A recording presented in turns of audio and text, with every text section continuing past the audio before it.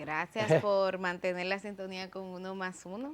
Aquí vamos a nuestra entrevista en primer plano, que en esta ocasión va a ser con el doctor Wayne Jairo González Bonilla. Él es emergenciólogo, fue presidente de la Sociedad Dominicana de Emergenciología y actualmente labora en el Hospital Materno Doctor Reinaldo Almanzar. Bienvenido, doctor, a Uno más Uno. Gracias por la invitación y a la orden por acá. Ahora el país vivió una situación, sobre todo la capital de la República, muy singular, muy excepcional, si se quiere, con esta tragedia, que mandó a mucha gente a los hospitales, públicos y privados. El país no colapsó en ese sentido, quiere decir que estamos bien posicionados. Dimos respuesta a esa tragedia, se dio respuesta, pero que estemos bien posicionados para una gran tragedia no creo. Porque con esa tragedia, que fue una tragedia localizada, donde hubieron muchos heridos, pero localizada, en un solo lugar, colapsaron los hospitales traumatológicos de Santo Domingo principalmente. Se llenaron.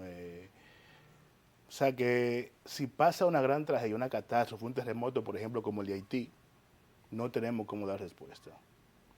Esto nos sirve de lección, esto que pasó, y yo creo que debemos prepararnos para para una tragedia peor, para una catástrofe tenemos que prepararnos nosotros. Usted habla de colapso, doctor, colapsaron, porque nosotros Sí, teníamos como una información distinta. sí, se dio la respuesta, pero estaban llenos los hospitales. Y fue en esa tragedia, pero cualquier fin de semana, estos hospitales traumatológicos llevan cantidades de heridos por accidentes de tránsito y muchas veces se llenan, se ponen repletos. No hay como dar una respuesta efectiva. Y yo creo que, y lo estaba externando hace unos días, que aquí tiene que hacerse un gran hospital traumatológico, principalmente Santo Domingo, que ya tiene más de 3 millones de personas. Quizás no lo vean necesario, pero cuando tengamos la tragedia, cuando tengamos la catástrofe, vamos a ver que es necesario que para dar respuesta efectiva debe estar ahí. Pero ya en Santo Domingo, antes era solo Darío Contreras. Darío.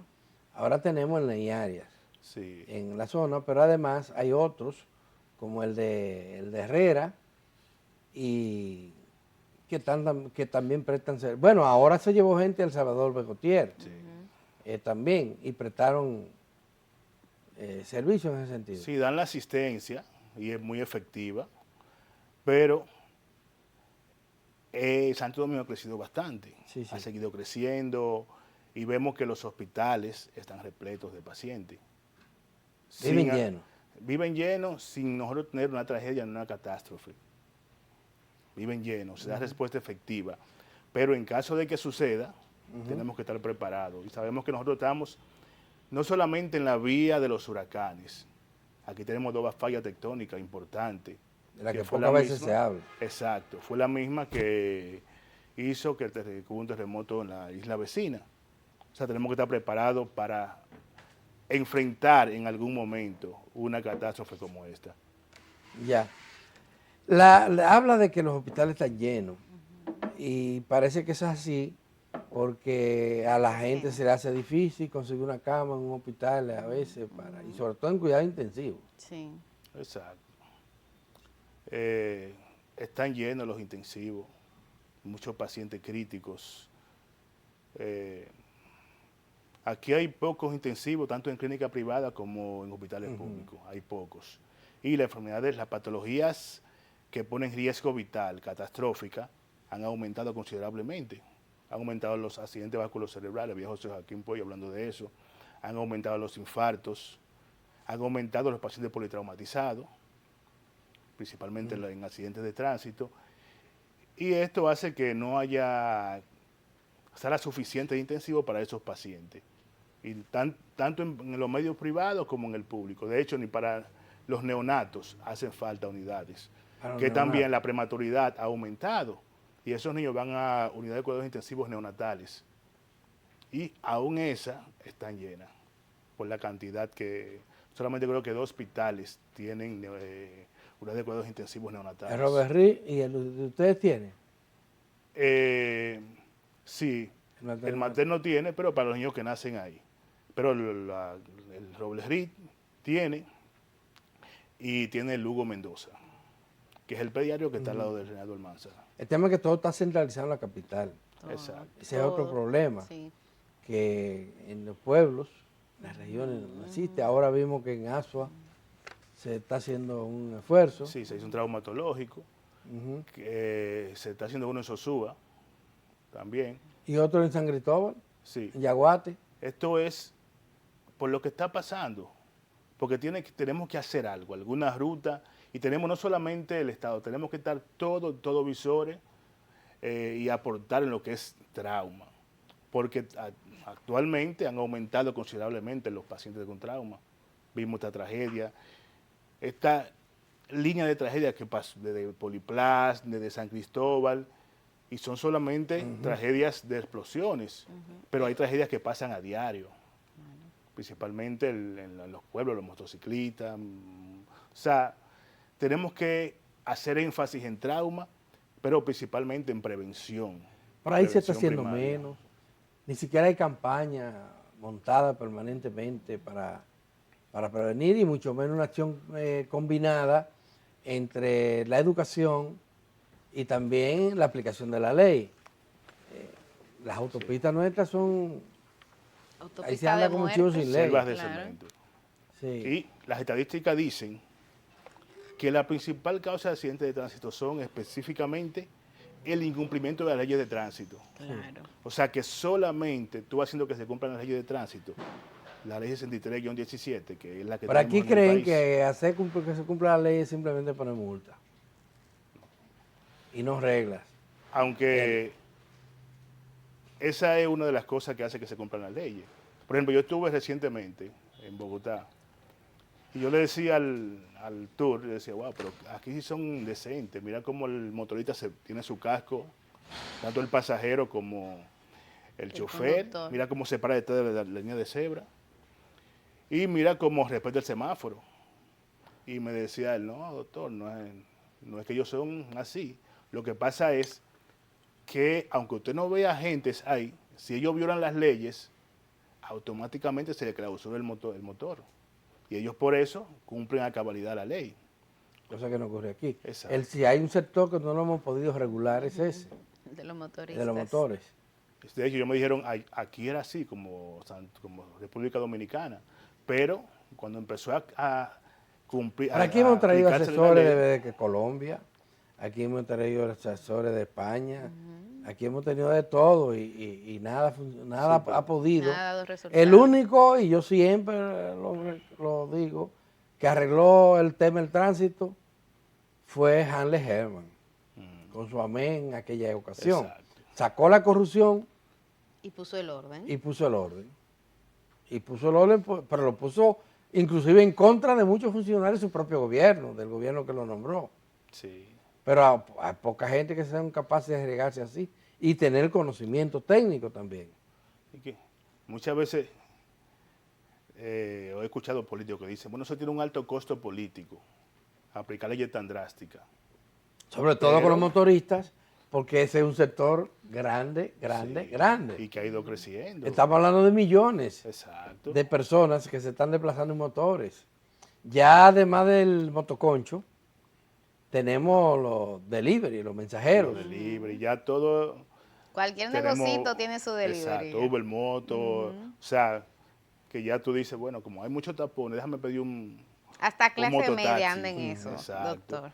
Y en los pueblos es que es fuerte eso. Yo fui a Puerto Plata y yo dije, wow, yo creo que hay una gran cantidad de motores, muchos motores, y yo creo que no vi una persona con un casco protector colocado. Wow. No lo vi. Ah, sí. Bueno, pero andan hasta sin placa. Sin Que es placa. mucho de Andan mucho Sí. sin placa, pero el otro tema es que lo que nos desplazamos en vehículos de 4 ruedas, respetamos muy poco al motorista. Y claro, es muy difícil respetarlo porque es que él se mete por cualquier lado. A veces uno ni lo ve, Adalberto. Nadie lo ve. Y el motorista es el más vulnerable. En una autopista, en una carretera donde se corre, porque con toparle se va al Sí. suelo Es que ellos son el chasis el chasis. del vehículo. Y por eso la mayoría de los Lamentablemente. muertos por accidente de tránsito lo ponen ellos. Son motoristas. Y es una epidemia, una epidemia. Pero organizarlo, sobre todo en las grandes ciudades, es bien complicado, porque es verdad que tiene un costo político. Pero está identificado los problemas que hay con eso. Sí, Lo que hay es que marcharle. pero algo, ¿sabes lo que? En los primeros 2 meses, que son los 2 meses de menos movilidad de tránsito, que se han registrado más de 15.000 accidentes de tránsito, que vi que la ministra de Interior y Policía lo expresó. Sí, sí. 15.000 son accidentes de tránsito. No, terrible.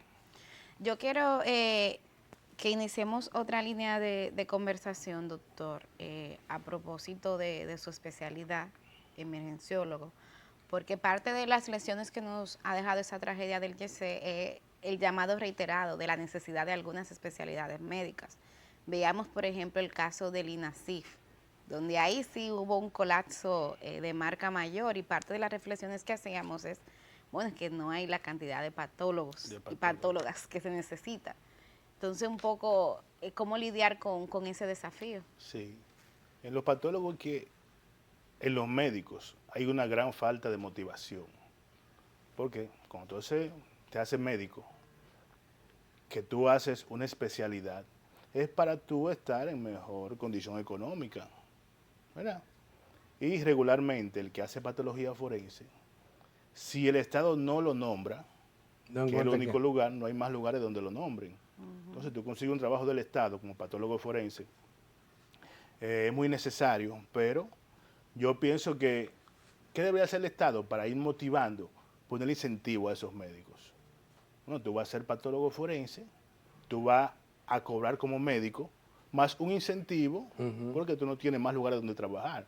Yo conozco amigos patólogos forenses muy buenos que trabajan como médicos generales. O dicen, vamos, Bueno, déjame es yo que hacer. en la mayoría de los casos se nombran los médicos legistas, llamados médicos legistas, lo que es un médico general. Sí. Sí, los legistas son generales, pero los patólogos forenses son No especialistas. pueden ser generales, son Son especialistas. especialistas. Y cuando nombran un hospital, nombran uno o quizá dos. Entonces los médicos no tienden a inclinarse mucho por esa especialidad, Bueno, pero ese es ese caso. pero es muy buena. Pero hay especialidad. enfermedades muy prevalecientes en la República Dominicana, la cardiología, Sí, La diabetes. la diabetes, que requiere de más especialistas. La neurología también. Y en muchos pueblos no hay cardiólogos que tienen que movilizarse. El caso de Elías Piña. La Elías Piña depende en cardiología de San Juan de la Maguana. Hay un par de médicos nombrados, pero tienen que ir de San Juan allá. Un día o dos porque faltan. Y vuelvo a toda la frontera. Antes fuera del aire estábamos hablando de Dajabón, de estos pueblos fronterizos. Los especialistas ahí escasean especialistas en todo el orden, nadie. sí. Hasta médicos generales escasean, sobre todo en los centros de atención primaria. Es motivarlo. Pero ¿cómo lo motivamos? ¿Qué más, claro? Porque Poniendo incentivos a esos médicos. Porque es que es como le explicaba. Bueno, yo estoy aquí en Santo Domingo, aquí hay una red de clínicas privadas que yo puedo acceder y trabajar en esa clínica privada. Pero quizás en Dajabón no lo haya. no hay, Entonces, Mata a depende Santa del Cruz, sector público, Mata a claro. Santa Cruz no hay. Entonces yo me voy a Dajabón y el sueldo del Estado es el que tengo que cobrar. Y muchas veces el sueldo del Estado no da para subsistir. Entonces el médico, quizás en San Juan hay clínicas, y se desplaza. Pero es por la motivación. Si se le pone quizás un incentivo, mira, tú vas a estar ahí, yo te voy a incentivar con esto, con un bono extra. Ahora mismo, gran parte de los hospitales, por no decir todo, se están autogestionando. La autogestión es que tú te vas a atender, siempre, gran parte de los dominicanos ya tienen un seguro médico, ya sea el subsidiado o el contributivo. Y esa atención se le cobra al seguro médico. Y así el hospital tiene menos cargo, el Estado tiene menos carga a la hora de emitir los fondos que el Servicio Nacional de Salud admite al hospital.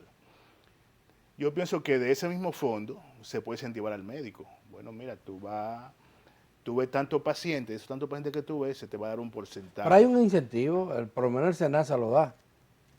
Sí, el SENASA se da, creo que es un 1% de lo que produce y se reparte 2 veces al año a los médicos. Pero no solamente es el SENASA, actualmente hay muchas personas que están en Humano, muchas personas que están en Mafra, o sea, de Pero diferentes porque el ARS. tema es que el SENASA tiene la mayoría de los asegurados en el régimen los usuarios. subsidiado. También tiene cerca de 1 millón en el régimen contributivo. Contributivo. Pero pasa lo siguiente, doctor. Muchos hospitales no están habilitados para cobrar seguro. Hospitales pequeños y de segundo nivel, sobre todo. Y hasta de tercer nivel hay que no están habilitados. Sí, Y por tanto no pueden ser autogestionarios, como dicen. principalmente el segundo nivel. El El segundo segundo nivel nivel. hay que reforzarlo. Pero además no es una... Porque en definitiva ese segundo nivel es lo único que existe en muchísimas localidades. Sí, Por tanto, tenga usted seguro, no tenga para allá que va. exacto. ¿Por qué no se cobra el seguro si les prestan un servicio a un asegurado? Sí, Porque hay que tantos requisitos para que sea habilitado. sí, porque las mismas ARS, para habilitarte un hospital, Ujú. tú tienes que tener ciertos requisitos. ¿Cierto o no? Muchísimos requisitos. Muchísimos. Entonces, yo pienso que lo que hay que hacer es, ya que ya tienen esos requisitos, tratar de cumplir con ellos. Que hacer el esfuerzo. Yo como director de hospital, Mejorar los servicios. mejorar para que las ARS... Mejorar los servicios. Lo que vean cómo ocurre es que funciona. también el subsidio que les reciben es muy poco. Es el otro tema. Entonces, ¿cómo resuelven problemas claves? A veces ni para pagar la factura eléctrica Sí, Da. alcanza. es difícil a veces. Es bien difícil. Ya. Con el tema de los emergenciólogos, ¿qué cantidad de emergenciólogos hay en República Dominicana? Actualmente pasamos lo de los 1000 emergenciólogos a nivel nacional. 1000. ¿Suficiente? Sí. Exacto, ese número hay muchas escuelas de emergenciólogos y hay muchos que ahora en junio salen, porque se incentivó escuela aún en el interior, porque son necesarios. Y hay hospitales del interior que no tienen todavía médico emergenciólogo, porque se han concentrado, nos hemos concentrado en Santo Domingo, Santiago y las grandes urbes, por lo que le expliqué anteriormente. Las emergencias en el interior son muy bien difíciles porque quienes hacen emergencias son los médicos generales. Y resulta que un médico general, después que pasa 50 años, está exonerado de ese amanecer. de amanecer. Entonces es un tema, es un drama enorme. Sí, No solamente en el interior, aquí cercano, yo vi el caso de La Victoria no, de la Hacienda Estrella. Hacienda Estrella es un hospital municipal o de segundo nivel y tiene serios problemas, dice la directora que no puede manejar eso, pues no tiene mucha gente nombrada, pero no para lo que ella sí, necesita. le hace falta. Que por ejemplo atender la emergencia, porque hay que ver a los motoristas, hay que ver que se... No, y que la emergencia, todos los hospitales tienen que estar preparados para emergencias graves. Esa es la puerta de entrada. Todos los hospitales. Porque hay emergencias que no esperan para ser atendidas. Emergencia es el paciente que tiene riesgo vital Claro. o tiene riesgo de Y complicarse. la cardiovasculares, Y en ningún pueblo van a esperar, no, déjame llevarlo a Santo Domingo, al Mocoso No, Puello, no, ¿no? Se va a atender ahí mismo. Claro. Entonces, por lo menos en emergencia deben de estar preparados los hospitales. Yo he visto actualmente que el gobierno está haciendo énfasis en esa parte, que está habilitando las salas de emergencia, ha inaugurado unas cuantas bien completas con los estándares pero que se doctor, necesitan. las dificultades, hay problemas con la sala y con los edificios. Pero las dificultades principales no están ahí, están en personal y equipos. Ahí es Más que está el que problema. sala. No es El espacio. la reconstrucción o construcción, aunque se necesita, no es que se descarte esto. Pero la prioridad número uno es que haya equipo. Le comentaba fuera de cámara un caso que me lo dijeron ayer, como queja para denuncia. una unidad de atención primaria, va alguien con un problema que se le duele el pecho y piensa, digo, espérate, esto puede ser rápido, no déjame ir a lo más cercano. Y no hay con quién medir la presión. Oye, eso es lo más Entonces, básico es óigame, la presión. dígame, entonces en ese caso, ¿de qué local estamos hablando? ¿De qué? Sí, no. No había en una unidad de atención primaria, en el horario. Porque la otra cosa es El tema del horario. el tema del horario, a las 4 de la tarde están cerradas. A veces Una hay hora conquista para del colegio enfermarse. médico. A las 4 de la tarde están cerradas las unidades de atención primaria, que generalmente están con médicos pasantes, atendidas por médicos pasantes. Pero hay situaciones como esa. O el otro caso que denuncié recientemente aquí, de un hospital de segundo nivel, que va una persona que necesita oxigenación artificial y no funciona el equipo. Es una emergencia. Claro. Entonces, eso tiene que ser prioridad frente a vamos a tumbar el edificio, vamos a reconstruir el edificio. Porque en eso viven permanentemente los gobiernos. Usted se recuerda, doctor, que al gobierno pasado se le criticó mucho a Danilo Medina porque simultáneamente se involucró en remodelar 56 hospitales, el número mágico, que lo recordamos todos los dominicanos. Todos, claro. Pero este ha seguido con lo mismo. Como que esa es la prioridad. Igual hablamos de traumatología. Un traumatológico en Asua, otro en San Cristóbal, en Yaguate. Ajá. ¿Y qué estamos haciendo para prevenir los accidentes? Pues eso es lo principal, prevención primaria. Sí. No permitir que sucedan los accidentes. Eso tenemos que trabajar fuertemente esa parte. Régimen de consecuencias, como le dije anteriormente. Lo que usted habló de la educación vial. Educación vial. Por ejemplo, yo trabajé en aeropuerto y tú tienes, cada año a ti te dan una clase de cómo, dónde tú debes manejarte, lo que debes hacer en el aeropuerto. Aquí regularmente tú sacas la licencia de conducir. Nunca es bueno hablar contigo. Y cuando tú renovas, automáticamente te la renovan, te chequean la vista. Yo pienso que en ese momento debes refrescarse esos conocimientos para que la persona se recuerde, bueno, hay leyes que debo cumplir. No yo ponerme un día a estudiar y ya, pasó. Exacto. Cada vez que tú vayas a la licencia, o sea, la educación es básica. Y la educación en las escuelas. Yo comentaba el otro día, nosotros, dice, tenemos en el vehículo, se exige, aunque muchas no lo tienen, un botiquín de primeros auxilios en el vehículo. Dicen las estadísticas que la gente se está muriendo de choque hipovolémico porque pierde sangre, o sea, desanguinación. Pero nosotros, si sabemos utilizar ese kit de primeros auxilios, podemos prevenir eso. Haciendo compresión, porque en el kit debe haber torniquete, debe haber gasas, debe haber ZO, lo que llamamos paratrapo. O sea, cosas que es para utilizarla en ese momento y prevenir que ese paciente fallezca. Pero nosotros no sabemos para qué tenemos eso ahí. O sea, solamente lo tenemos ahí porque nos lo exige una ley. Porque la autoridad nos dice, si no lo tienes, vamos a revisar el vehículo y debe tener un extintor y un kit de primeros auxilios. No sabemos para qué sirve, para qué se usa. Sí, porque no hay una cultura preventiva en la misma política pública. Pero bueno, doctor, gracias. Un placer conocerlo en mi casa. Gracias a ustedes y a la orden siempre. Sí, cómo no. Gracias, doctor, por venir.